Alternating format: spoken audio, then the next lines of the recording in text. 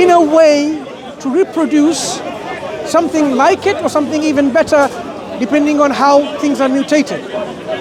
Yeah? So you have a single cellular organism eventually becoming multicellular, or something that is very simple, can't say simple, but something that is not as complex as a human being, but that's how it gives rise to eventually, by this total process where there's no intelligence involved. Is that believable? From my perspective, I don't see that there is no intelligence. I mean, I can imagine there is an intelligence from which everything it begins. For example,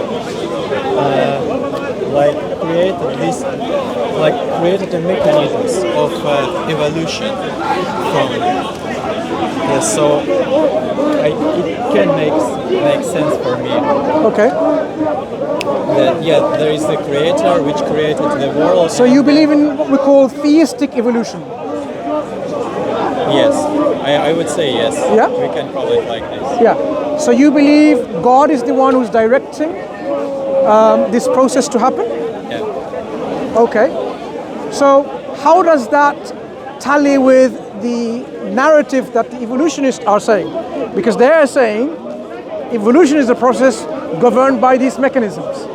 So you are coming up with some alternative theories. Why do you even entertain that? So maybe it's just my interpretation of and I'm trying to connect science and theism. Okay, so you're saying you're trying to reconcile, excuse me, I'm listening to you, by the way. You're trying to reconcile what we called the evolutionary paradigm that has already been accepted by people, and you want to see how you can then take that on board and see whether you can have both evolution and both theism or your belief both together. So you're trying to reconcile them, making it compatible, isn't it? You're trying to... I'm not saying this is true. I'm mostly asking questions what is wrong with this interpretation? Okay, so this is where, Muslims, we can say fine, we can discuss that and we can see, is there a scope for this reconciliation or compatibility? Is there a scope? Does Islam allow, for example, room for the understanding where there can be this natural processes governed by Allah's laws, governed by Allah's laws, that's how He is creating them, not instantaneous creation, but He creates them in these processes, right? And then eventually human beings comes along. So you have what we call, either you believe, no, that's not the case, total creationism, Allah placed every creation at specific time point, maybe instantaneously, or there's some kind of exceptionalism. There may be human exceptionalism, or Adamic exceptionalism, or no exception. No exception camp would be something like everything came through evolutionary processes, including Adam and Eve, meaning they would have within this paradigm parents and foreparents, when there's no exception. Of course, in Islam, through the Islamic text, this is an absolute no-no. This will be totally unacceptable because there are clear evidence from the Quran and the Sunnah that Adam alayhi salam or Eve, they were not someone who had parents. So you have to totally disregard or reject this kind of scope of interpretation of evolution. Okay? So how do you then explain the similarities of so-called hominids, human-like beings living contemporaneously or before human beings, or before what we consider Adam alayhi salam? This is where some Muslims will try to say, okay, fine, let's see whether we have a scope of reconciliation. Maybe we have this, what we call Adamic exceptionalism. I'm not giving my view yet in this here, I'm just showing you what's out there, in which you have Adam alayhi salam was miraculously inserted within a particular time frame. So there were all these humanoids, Australopithecus, Neanderthals, whatever, right? All this previous human-like beings or creatures floating around on this earth, and Adam was a specific creation on a similar biology and physiology or phenotype that was inserted within that time frame. Miraculous creation, not having fathers and mothers. That's an Adamic exceptionalism. Okay, that's one scope. I'm not telling you what my position is. I'm just saying Muslims are trying on this way. Well, if they do, for example, then this is one way they will say, fine, you know what? This is how I can reconcile evolution. Maybe evolution through this particular process happened, and I don't have a problem with that, but I cannot accept Adam alayhi salam being evolved in that manner. There are others that will say, we go even to human exceptionalism, in which even human beings are exceptionally created or placed by Allah in this form. That means you cannot say all these hominids and so on, also ancestors, or around during the time of Adam alayhi salam, for example. Okay? All human beings will be a miraculous creation. So you have broadly four camps. The question is now, how much of it does Islam allow to accept and show its compatibility within this evolutionary paradigm? So as I said, from the ideological standpoint, of course we cannot take evolution like that. We say it's a directed creation by Allah subhanahu wa ta'ala with His will, His might, His knowledge, His wisdom and His plan. He's the one who designed it. So we are not proposing for what we call this intelligent design theories. No, Allah is the one who created all of these things. But the question is, did Allah create this in this particular way? That's the question.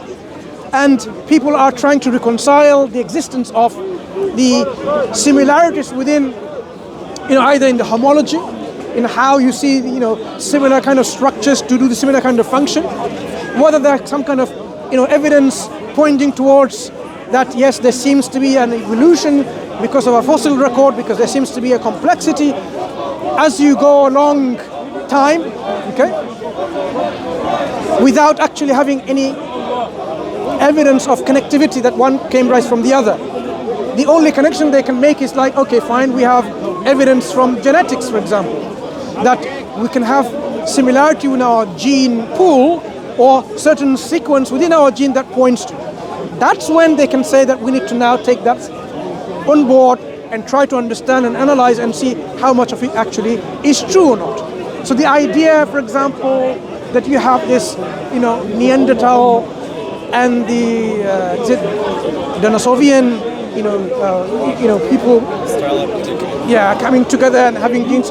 I think that paper by Sloan et al. Is still quite controversial. I'm still trying to read it and see where is the scope of validity of that strength of the scientific evidence. But as you can see, the issues are there, right? Back in the past, I want to give you something that's important to understanding when it comes to evolution. Evolution is something that Muslims would never take it just like that, right? As you said, you would say we might consider it, but only we consider that this is already a plan of Allah subhanahu wa ta'ala, our creator, to create it like this. Do you remember, because of this evolutionary paradigm, what happened in the earlier centuries? They had this belief that even human beings today, at that time, in the 18th century, they were evolving.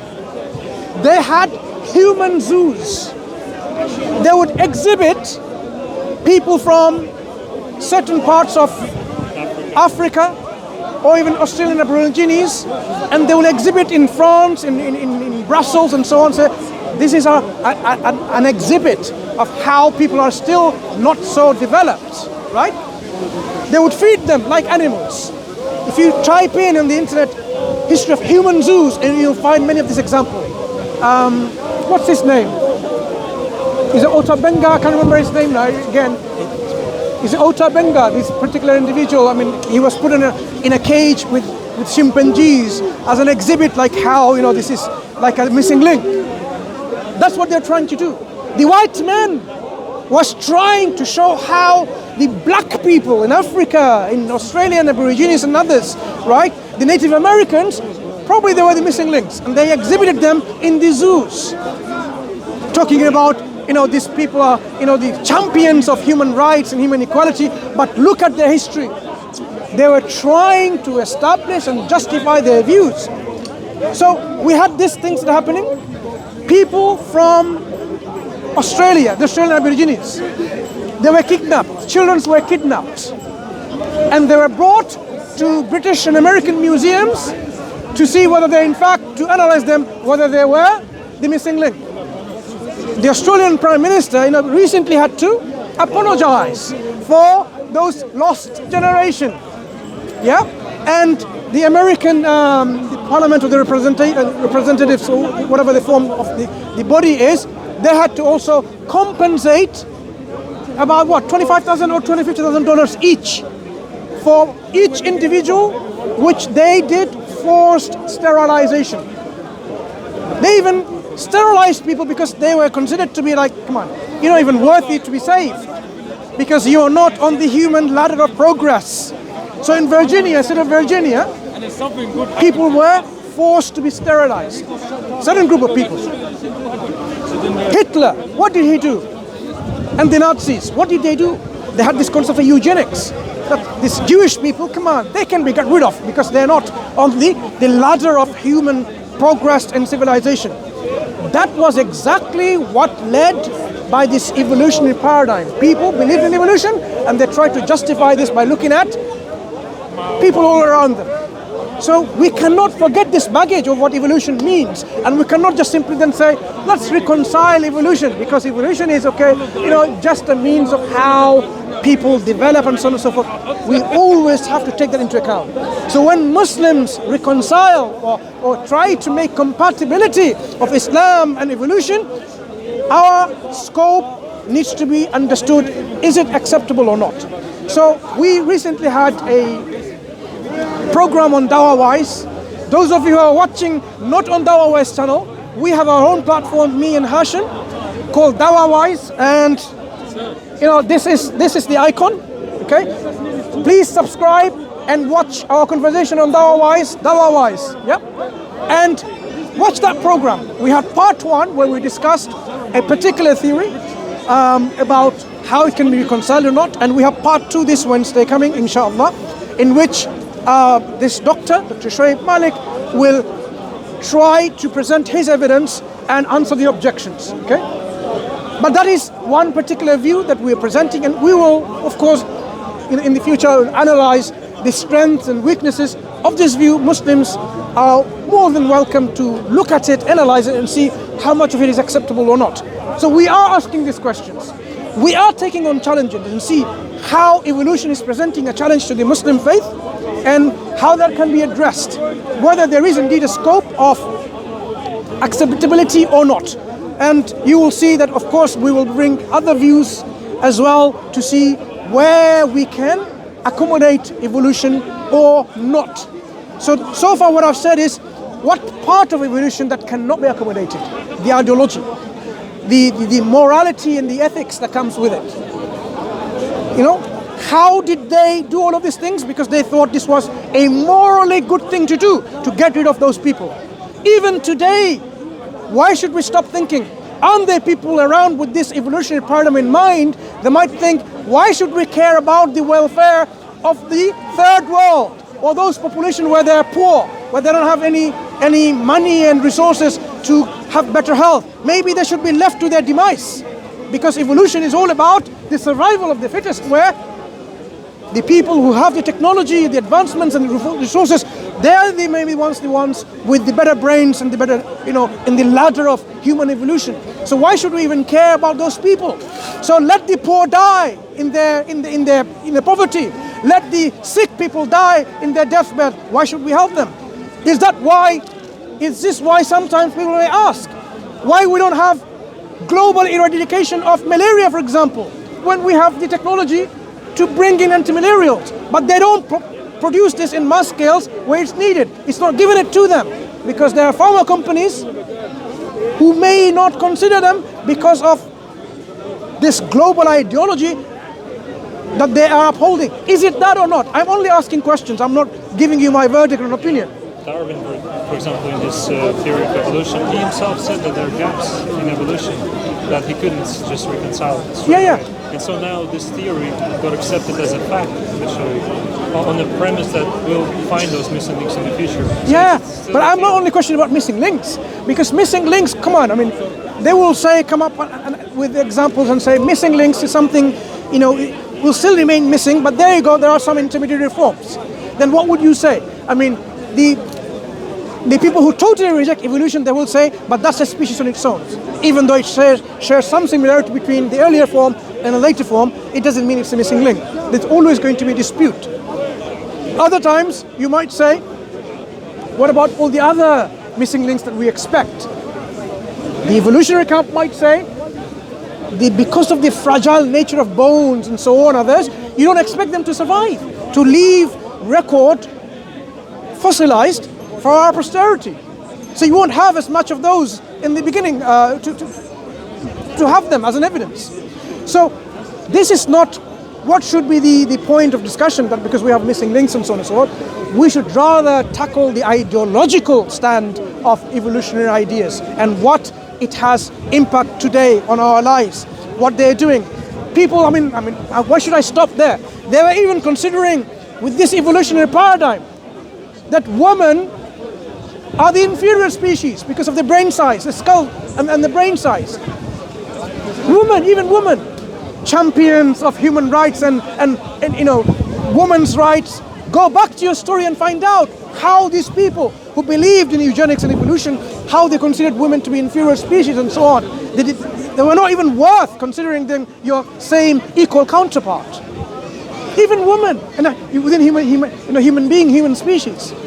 So evolution itself has this very dangerous ideological standpoint on morality, on how it considers other human beings, other races as well.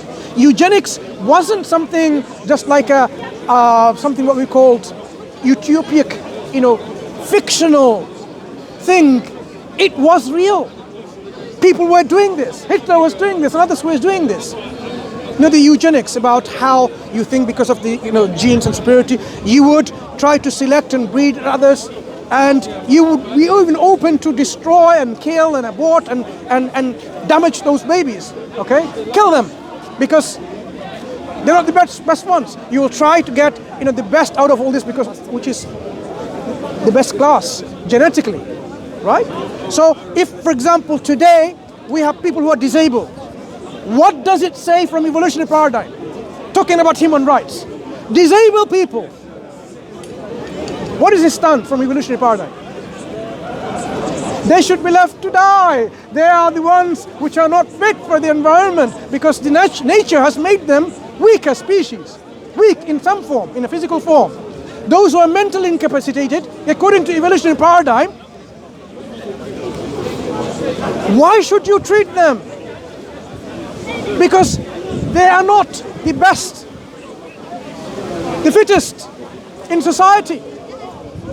So no wonder you will find those people who have these views, they might not today tell you about it because they have adopted equality and human rights and so on and so forth, but underlying principle, they will never disagree that there is continuous evolution even within human species because evolution hasn't stopped. Because that's the whole process is. Evolution is a process in which there's always going to be this development, this change, even within human species. That means there will be layers of human species in human culture and societies. Some of them are better, some of them are superior. Others are inferior. So you can never look at people equally in this light of evolutionary paradigm. Okay, that's talking about evolution as a paradigm ideologically. Scientifically, Muslims have a challenge. How do we account for these so-called human-like creatures, Neanderthals, Australopithecus, Homo erectus, Homo habilis, and various others? Is there a genetic link? Was there intermarriage between them? and so on. So this is a scope that we have to ask. How much does Islam, Quran, or the Sunnah, the prophetic tradition, allows us to take this on board or not? Are there Quranic ayat which restricts taking the position that even human beings cannot be, what I meant to say is like even human beings has to be excluded from the evolutionary paradigm only, or those other creatures that also is also a human being or not? Okay, how do we account for them? Does the Quran say humanity or insan and bashar is from Adam alayhi salam, or insan, the word insan or bashar, that some scholars trying to talk about like shahrur or another thing, maybe bashar refers to these hominoids or hominids, and insan is a particular, subset of the bashar in which Adam alayhi salam is. Does that allow that interpretation? I mean, I'm not going to give you the answer now to you. I want this discussion to continue. I want people to understand that yes, we are taking this on board. So next Wednesday, inshallah, we'll talk about something of this, and we will, bring this as a challenge, God willing, to our panel member, who's going to esteemed panel member, who's going to talk about this, and on our channel in DawahWise, and we will open up this discussion to continue, and we'll see whether we can have alternative viewpoints too, in which Muslims can then have a solid stance in terms of taking what is the position Muslims should take in terms of evolution and Islamic faith. Do we have the scope to reconcile it, or do we not have? Because you will find there are differences of opinion already, but we need to know what these are, and we need to be well informed of this, because our youth are facing this challenge. They're going to school, colleges, universities, and they're learning about this. How do we equip our youth with resources, tools, knowledge, and foundation to answer these questions? And this will be, inshallah, a project, as we were saying, it's already happened from last week, to empower our Muslims to answer this question in a way that gives them confidence that yes, as a Muslim, I can have that stance. Whether I totally reject it or accept some of it or whatever, they will have this confidence and the certainty and not have these doubts remaining as a Muslim. Because that's what we want to do as DawahWise, this YouTube channel, in which inshallah will pave the way so that Muslims don't fall into the trap of saying Islam doesn't provide a solution to it. It may be that our scholars, our theologians, our Islamic Muslim academics have not really come up to this challenge of explaining to you in public and so on and so forth, because they didn't consider it something that needs explaining, or maybe they didn't feel the need at that point. But now we see that it is important, something that needs to be addressed. Okay, so people need to take that as a matter of research for their own ideological or own personal stance in terms of evolution. Okay, you can have a stance in which you can be fully creationist, but you cannot have a stance where you say everything, including human beings and Adam alayhi salam, is a product of evolution. So I'm giving you two spectrums. One, you can reject total evolutionary paradigm because of the way it is, and you explain the scientific challenges that are there. And the other one, you can't as a Muslim. So within this two spectrum, where do you take your position is what inshallah we are going to learn in the few weeks to come. And we are addressing this, as we are saying, in DawahWise YouTube channel. You're more than welcome to tune in this Wednesday. DawahWise, that's where you should be finding that discussion happening, inshallah. Does that answer your question? Okay, I'm not giving you my stance, but I've given you certain points to really understand, where the challenges are for a Muslim, and why Muslims shouldn't even be scared to talk about, and why Muslims shouldn't even be doubtful in their faith because of this evolution coming along. Why should it even rock the faith of a Muslim just because we have all those things? As you said, Allah could have created it like that. And if you explain the existence of other human-like creatures within this paradigm, there you go. These are the creation of Allah subhanahu wa ta'ala, and Adam alayhi salam is a specific creation. The various ways, as I said, but the question is, do you have the resources and tools to have that position with you, is what we want to empower you with. Thank you very much. Thank you so much. Barakallah fiik. Okay. So let's leave the discussion here, inshallah. Okay. Yeah, Thank you. Thank you.